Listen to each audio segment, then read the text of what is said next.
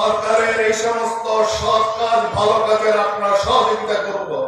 আমরা এখান থেকে ওয়াদা আমরা সহযোগিতা করবো ইনশাআল্লাহ। যারা গণহত্যা করেছে, এই যারা জনতার ছাত্র জনতার রক্ত দিয়ে যারা গোসল করেছে, তাদের এই গণহত্যার বিচার না হওয়া পর্যন্ত যদি কোন দল নির্বাচনে অংশগ্রহণ করে নির্বাচনের সিঁড়িতে পা রাখে, তাহলে সেই রক্তের সাথে বেইমানি করা হবে। আমি আশা করতেছি আগে গণহত্যার বিচার হোক, তারপরে আমরা নির্বাচনে যাব।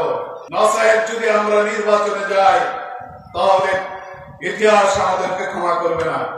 হাজার হাজার মায়ের বুক তারা খালি করেছে। অনতি বিলম্বে চার্জশিট দাখিল হবে, সব বিচার প্রক্রিয়া কাছাকাছি চলে আসছে এবং আপনারা দোয়া করবেন সরকারের এই সমস্ত সৎ কাজ ভালো কাজের আপনার সহযোগিতা করব। আমরা এখান থেকে ওয়াদা আমরা সহযোগিতা করবো ইনশাআল্লাহ।